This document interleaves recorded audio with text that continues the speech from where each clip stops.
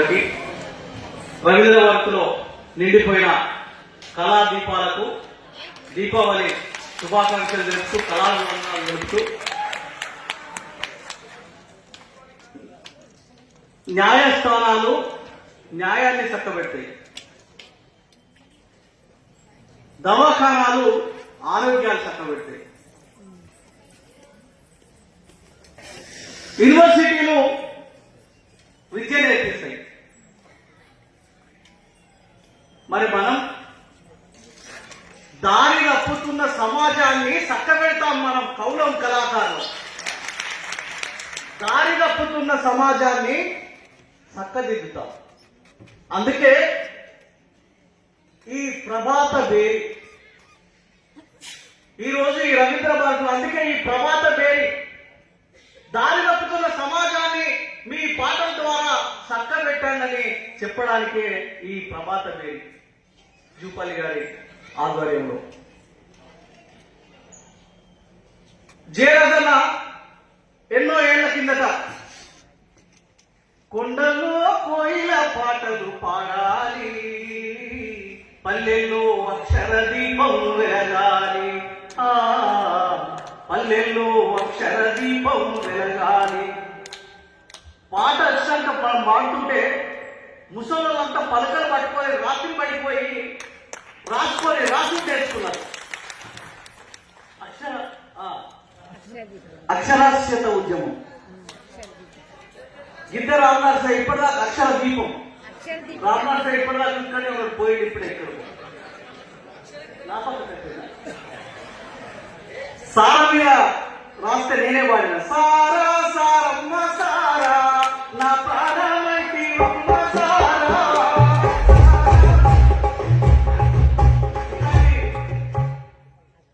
అక్షర ఉజ్వల సారా ఉద్యమం అప్పులు ఇట్లాంటి ఎన్ని సామాజిక గీతాలు రాసినాం మనం, ఎన్ని సమాజాన్ని మార్చే గీతాలను రాసినాం మనం. అప్పుడు మనకు ఎవరు ప్రేరేపించలేదు రాయమని. ఇట్లాంటి మీటింగ్ పెట్టి ఎవరు చెప్పలేదు, ఏ ప్రభుత్వాలు చెప్పలేదు మనకు రాయండి ప్రజామీద అని చెప్పి.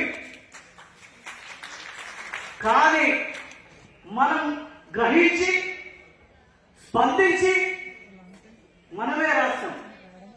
కానీ ఇప్పుడు మంత్రివర్యులు ప్రభాత పేరుతో రవీంద్ర భారతిలో పేరు మీద ఈ మీటింగ్ అరేంజ్ చేసి ఈ సమాజం మీద రాయండి. అప్పుడు ఉన్న సమాజానికి ఆ పాటలు రాస్తాం. ఇప్పుడున్న సమాజంలో అప్పటితో పాటు మనం ఎట్లా మార్పులు వస్తున్నాం. అప్పుడు మనం చెప్పులు వేసుకున్నాం, ఇప్పుడు షూ వేసుకున్నాం. ఈ షూ ఇటువంటి ఇప్పుడు సెల్ ఫోన్ పట్టినాం. ఈ సెల్ ఫోన్ చాలా మంచిది, దీన్ని ఎంత బూచిగా చూపిస్తున్నాం మనం. కానీ నువ్వు నేను మాట్లాడుకోవాలని తక్కువ మాట్లాడుకుంటున్నాం, ఎన్నో సందేశాలు చూస్తున్నాం. ఇది చాలా మంచిది ఫోన్.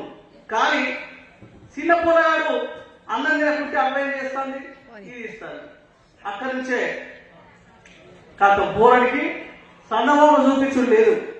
అన్నం తినాలంటే సెల్ ఫోన్ ఇస్తుంది. ఇదే సన్నమామ, ఇదే అన్నమయ్య బొమ్మ, ఇదే అమ్మాయి, ఇది అయ్యే పోరాడి. అట్లా జరుగుతుంది. తల్లి సెల్లు నీ బిడ్డకి ఇవ్వద్దు అని మన పాటలో చెప్పాలి.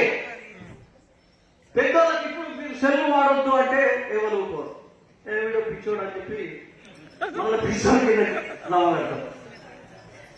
అట్లాంటి ఈ రుగ్మతల మీద మనం చెప్తే వందలాది వేలాది లక్షలాది మంది వింటారు. ఇలా ఎంతో మంది పాటలు రాసిన వాళ్ళు, పాడిన వాళ్ళు లక్షలాది మందిని తన మాటలతో మంత్రాలు వేసి కట్టిపడేసే వాళ్ళు ఉన్నారు. అందుకే మనకి ఈ బాధ్యత మనకు అప్పచెప్తున్నారు. ఈ అంశాల మీద రాయండి అని చెప్పి అంశాలు కూడా ఇవ్వడం జరిగింది. ఆ అంశాలే కాకుండా మనం గ్రామాలలో తిరుగుతున్నప్పుడు, ప్రజలలో వెళ్తున్నప్పుడు ఎన్నో చూస్తుంటాం, ఎన్నో గ్రహిస్తుంటాం. వాటి మీద కూడా స్పందించి పాటలు రాద్దాం. సాంస్కృతిక సారని కళాకారులు గ్రామాలలో వెళ్లి ప్రదర్శన ఇస్తున్నప్పుడు ప్రభుత్వ పథకాలతో పాటు ఈ పాటలను కూడా పాడాల్సిందిగా వారికి చేతులెత్తి వినమ్రంగా వేడుకుంటూ ప్రజల పాటలు కూడా ప్రజలకు ఉపయోగపడే పాటలు కూడా పాడాలని కోరుకుంటూ ఆ పాటలు కూడా రాయాలని వేడుకుంటూ సెలవు తీసుకుంటున్నాను. Thank you. కిషోర్ చెప్పినట్టుగా ఇష్యూలో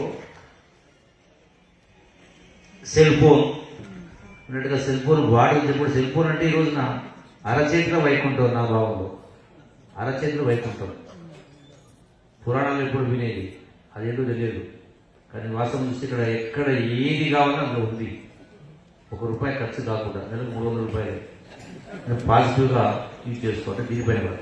అట్లాగే ఇలా చదువు నేర్చుకోవాలంటే ఇప్పటికి కూడా వేడుకలు వేస్తా ఉన్నాం. ఇప్పటికి కూడా ప్రభుత్వం ఇచ్చే సంక్షేమ కార్యక్రమం తీసుకోవాలన్నా ఏడుగులు వేస్తా ఉన్నాం.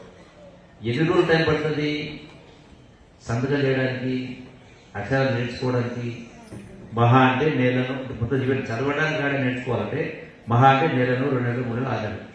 చదువుకున్న పిల్లలు సంస్థలు కావచ్చు, ఇతర అంటే సమాజం అన్ని వర్గాల వాళ్ళు అంటే ఆ పట్టుదల లేక తల్లిదండ్రులు కూడా చదువు చెప్పించుకోలేని స్థితిలో ఉంటే, నేర్పిన స్థితిలో రోజుకు 1 అరగంట సేపు చదువు రాకపోతే సిగ్గుపడాలి.